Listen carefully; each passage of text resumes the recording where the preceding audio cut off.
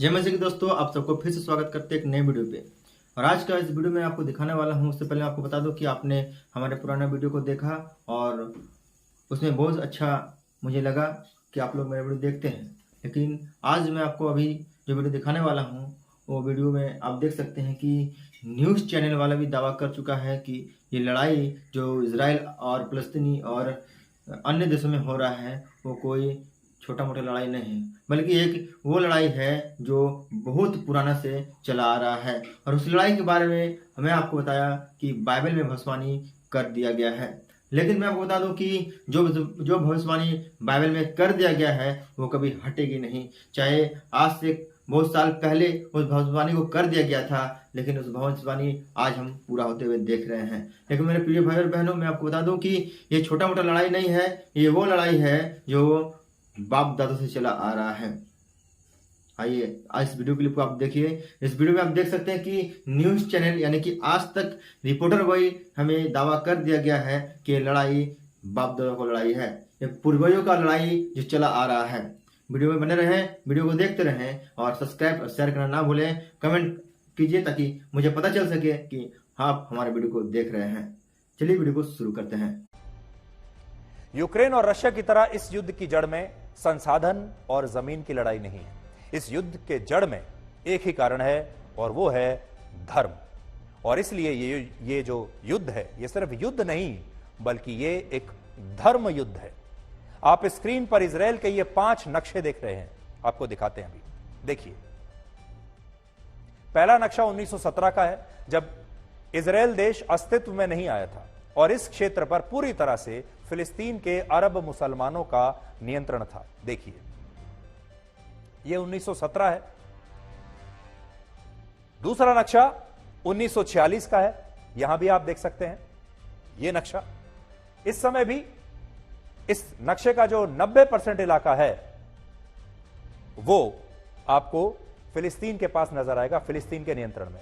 तीसरा नक्शा 1947 का है, जब संयुक्त राष्ट्र ने इस क्षेत्र को फिलिस्तीन और यहूदियों के बीच बांटने का फैसला किया, जिसमें पीले रंग में दिख रहा है इलाका फिलिस्तीन को मिला और हरे रंग में इलाका जो आपको दिख रहा है वो इजराइल को दिया गया। ये देखिए, 1947 में यह स्थिति थी। चौथा नक्शा वर्ष 1948 और 49 का है, जब इजराइल देश अस्तित्व में आया और उसने फिलिस्तीन के कई इलाकों में अपने कब्जे कर लिए, जिसकी वजह से बहुत सारे लाखों से ज्यादा मुसलमानों को विस्थापित होना पड़ा। और पांचवा नक्शा इस समय का है, जब हम बात कर रहे हैं जब फिलिस्तीन बहुत ही छोटे से इलाके में सिमटकर रह गया है।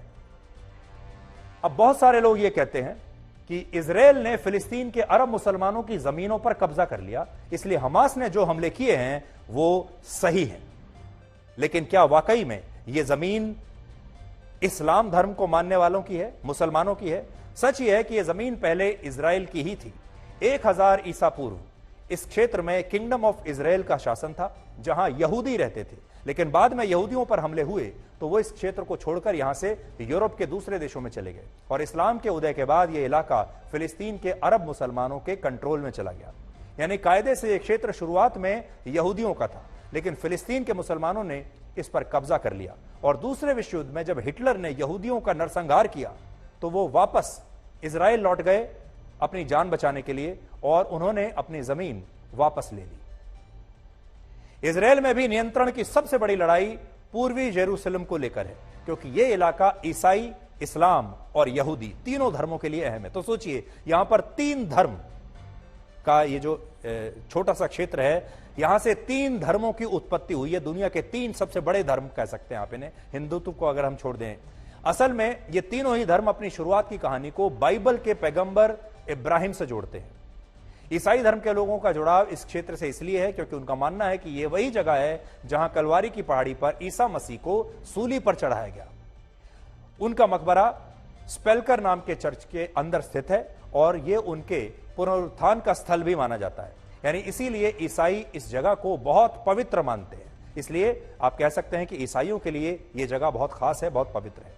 मुसलमानों के लिए इसलिए अहम है क्योंकि डोम ऑफ रॉक और अल अक्सा मस्जिद यहीं पर है। यह मस्जिद इस्लाम का तीसरा सबसे पवित्र स्थल है और मुसलमानों का मानना है कि पैगंबर मोहम्मद साहब ने अपनी यात्रा के दौरान मक्का से यहां तक का सफर तय किया था और सभी जो प्रॉफिट हैं उनकी आत्माओं के साथ उन्होंने प्रार्थना की थी। इस मस्जिद से कुछ ही कदम की दूरी पर डोम ऑफ रॉक की आधारशिला है और मुसलमान मानते हैं कि यहीं से पैगंबर मोहम्मद साहब जन्नत की तरफ रवाना हुए। और यहूदी यरूशलेम को इसलिए अपना बताते हैं क्योंकि उनका मानना है कि यही वो स्थान है जहां आधारशिला रखकर पूरी दुनिया का निर्माण किया गया था और यहीं पर इब्राहिम ने अपने बेटे आइजैक की कुर्बानी दी थी। यहूदियों वाले हिस्से में कोटेल और वेस्टर्न वॉल है। यह दीवार पवित्र मंदिर का अवशेष है, यानी यरूशलेम ईसाई, इस्लाम और यहूदी तीनों धर्मों के केंद्र में है और सारे विवाद यहीं से शुरू होते हैं। ईसाई धर्म के संस्थापक ईसा मसीह का जन्म यहूदी परिवार में हुआ था, लेकिन जब उन्होंने ईसाई धर्म का प्रचार प्रसार किया तो यहूदियों ने ही उन्हें सूली पर लटका दिया था। इसलिए ईसाई धर्म के लोग यहूदियों से नफरत करते थे। तो ये एक पुराना इतिहास है इस जगह का, और जैसे जैसे ये कहानी आगे बढ़ेगी, क्योंकि ये जो युद्ध है, अगर आप हमसे पूछें, ये युद्ध अभी रुकने वाला नहीं है, ये युद्ध अभी और फैलेगा, इसमें और ज्यादा देश शामिल होंगे, इसका इलाका और ज्यादा फैलेगा। इसलिए आने वाले दिनों में ये युद्ध पूरी दुनिया को परेशान करने वाला है। अब दुनिया की नजर यूक्रेन और रशिया के युद्ध से हटकर यहां पर आ गई है। और यकीन मानिए, यूक्रेन का युद्ध था, उस पर तो उसकी वजह से आपके जीवन पर असर पड़ा ही था, लेकिन इस युद्ध का भी आपके जीवन पर असर पड़ने वाला है। मिडिल ईस्ट में तेल होता है और तेल अभी से महंगा शुरू हो गया है। स्टॉक मार्केट क्रैश होना अभी से शुरू हो गया है और अभी बहुत सारी ऐसी चीजें होंगी जो आपके जीवन पर सीधा प्रभाव डालेंगी। तो एक तो वो है जो आपके आम रोजमर्रा के जीवन पर प्रभाव होगा, और दूसरा ये युद्ध अलग है, ये युद्ध धर्म युद्ध है। इसलिए भी ये पूरी दुनिया को दो हिस्सों में ब्लैक एंड व्हाइट की तरह बांट देगा। और इसमें ये जो इलाका है, जैसा हमने आपको बताया, 1 2 नहीं बल्कि 3 धर्म जो हैं वो इसमें शामिल है। 7 अक्टूबर को जब इजराइल पर हमला हुआ, तब इजराइल में यहूदी अपना सबसे बड़ा त्योहार मना रहे थे, जिसे सिनचैट तोरा कहते हैं। और इस त्योहार पर लोग आराम फरमाते हैं, कोई काम नहीं करते उस दिन, कहीं पर यात्रा पर नहीं जाते, कहीं बाहर नहीं निकलते। और इसी दिन हमास ने बहुत सोच समझकर उनके आतंकवादियों ने इजराइल पर हमला किया।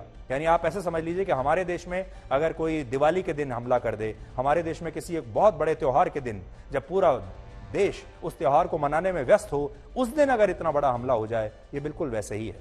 तो आप सबने इस वीडियो क्लिप को देखा और मुझे पूर्ण विश्वास है कि आप सबने इस वीडियो को देखा और जाना कि सच में ये वो लड़ाई है जो पूर्वजों से चला आ रहा है। मेरे प्रिय भाई बहनों, यदि आप परमेश्वर वचन को पढ़ते हैं तो आपको याद होगा कि इस लड़ाई के बारे में बहुत सारे भविष्यवक्ता भविष्यवाणी करके गए हैं, लेकिन आज हम और आप उसको पूरा होते हुए देख रहे हैं। मेरे प्रियो, मैं बता दूं कि न्यूज चैनल वाले भी इसमें दावा कर दिया गया है कि ये वो लड़ाई है जो धर्म के नाम पे आज हो रहा है। इजराइल और फलस्तीनी और हमास जो लड़ाई कर रहा है वो एक जमीन विवाद से आ रहा है, और जमीन विवाद इजराइल और हमास के बीच में हो रहा है और फलस्तीनी के बीच में हो रहा है। वो उस जमीन के बारे में कर रहा है जो पूर्वजों से चला आ रहा है। वीडियो को शेयर करें, कमेंट करना ना भूलें। मिलते हैं अगले वीडियो के लिए। तो शालोम, जय मसीह की।